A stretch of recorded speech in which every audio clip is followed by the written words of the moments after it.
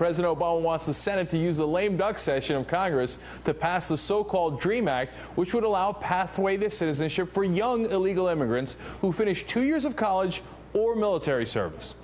Calling it a, quote, down payment on comprehensive immigration reform, Politico says the president told several key Democrats he intends to call some lawmakers who are resisting the new law and let them know that he's committed to reform, but wants the DREAM Act passed before the new Republican-controlled House comes back in January. Now, Brent Wilkes is National Executive Director of the League of United Latin American Citizens, or LULAC, and Michael Cutler is Fellow at the Center for Immigration Studies and former Special Agent at the Immigration and Naturalization Service in New York. All right, Mike, let me start with you. Sure. Doesn't it seem pretty reasonable to most people? Look, if these kids are going to go to college or they're going to join the military, they're obviously a good functioning part of our society. Don't we want them here and contributing? Well, here's the deal. They're not kids, though. If you look at the law, the House version allows aliens up to their 35th birthday to participate. The Senate bill has no age cutoff, and both bills have very generous waiver provisions, which mean they could ignore any limiting factor, any disqualifying factor. In what world is somebody 34 years of age considered young or a minor?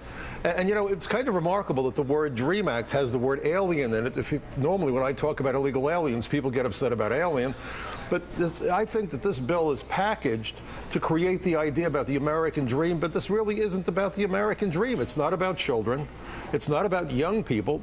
And it's not just about education. Before I go to Brent, let me just real quick there. 34 years old, you're saying that's part of the problem here. What if somebody who's 34 wants to join the military? Would you then give them a pathway to citizenship?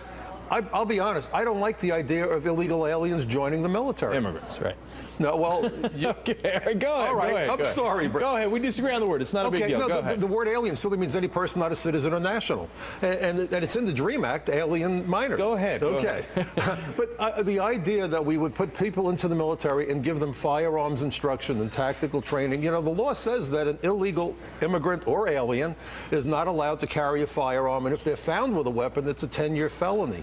So I find it remarkable that we're talking about putting people into the military who entered our country by violating our borders, and we may have a real problem trying to determine what their real identities are. All right, so Mike's not buying it. Brent, let's go to you. You know, what about Mike's point here on the 34-year-olds, that it stretches too long?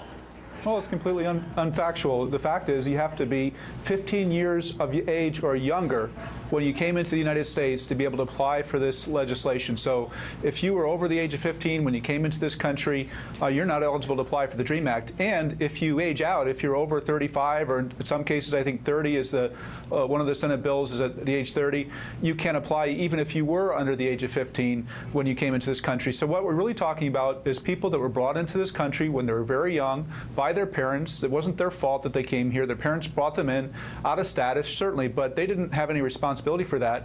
They've now gotten into a position where they've graduated from high school, they're ready to go to college, they have the opportunity to do that, and if they do so, if we give them that opportunity, they will be much better productive citizens. In fact, they will probably make about $1 million more than they would if we don't let them go, and they'll be paying about $9,000 a year more in taxes than they will if we prevent them from going to college and we don't give them a chance to do so. So Mike, it's in our interest and it's in their interest too. Hold on. Now, Mike, on the under, they have to be here under 15. That seems like facts. Well, we're going to have to be able to verify that, and then they would immediately be able to file for their parents to acquire a pathway to citizenship along with siblings and people who clearly would be older.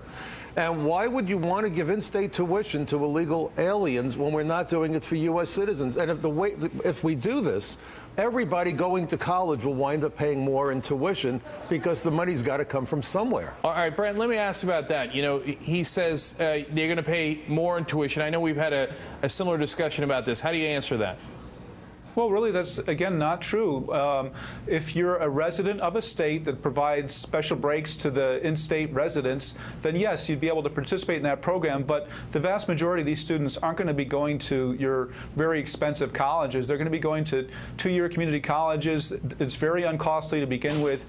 They're very unlikely to be adding to the cost of in-state tuition within their states. It's a negligible impact. But the fact is they will be making more money. They will be contributing more to our tax system. They will we'll be, in essence, we're going to benefit. The net plus here is well over $1 million for each one of them that we let go through in earnings over their lifetime, $9,000 a year more in taxes. Right. It's a win-win. Why can't we let that happen? Brent, I got to ask about the other thing that Mike talked about there, which is what they're calling backdoor amnesty. And it's an interesting point. So, you know, I have sympathy for a 15-year-old brought in here and then he gets to go to college. But then once he becomes a citizen, presumably about 6 years later, he can then turn around and make his parents citizens and other family members. Isn't that kind of backdoor amnesty? Well, it's not true. Again, the fact is, if their parents have been out of status all this time, they won't be eligible to get sponsored by their children because of a bar to admissibility. So there's no chance for that to happen. I mean, it's possible maybe some of their siblings, but cousins, no, that's already not allowed by the law. The fact is, this is all just, you know, stuff they're throwing at us to keep us from doing the right thing. And the right thing is to provide these young folks an opportunity to be full, productive Americans, to contribute to our economy. It'll benefit us. It'll benefit them. These kids aren't to blame for their being out of status. If we can't help these folks, then, gosh, we don't have any, you know, there's no hope for any other immigrants in this country because these are the most sympathetic immigrants that you'll find. Let's give Mike a chance here. Look, here's the deal. Number one, we know that these are, first of all, they came here illegally. Second of all, there's a waiver provision that says that the overriding concern is what they call humanitarian purposes and family unity. Family unity means just that, allowing the extended family members of these folks to acquire a pathway to citizenship, even though the way they entered the United States was in violation of law. You know, we give out more than 1.1 million green cards every year. That's more than any other country on the planet. These are people that immediately are on the pathway to citizenship when they get here. The idea that you reward people for violating our borders, and by the way, putting those children's lives at risk by running the border, putting them into that kind of a precarious situation, makes no sense to keep on encouraging that kind of illegal behavior. All right, we got to go. Just real quick, I want to get a sense from both of you. Yes. Mike, if Republicans vote yes on the DREAM Act, are they going to have significant trouble with their base? I think that they will. And this isn't even just a Republican issue. You know, I'm a registered Democrat. This, I think, would be a betrayal to the American people. They knew they couldn't pass it before the lame duck. The lame duck shouldn't be the time to try to get controversial legislation enacted with the last gasp of authority that the Democrats have. All right, we're out of time, actually. Brent Wilkes and Michael Cutler, thank you both. Thank really you. appreciate it. Happy Thanksgiving, by the way. Thank you, you as well. Happy Thanksgiving, Brent.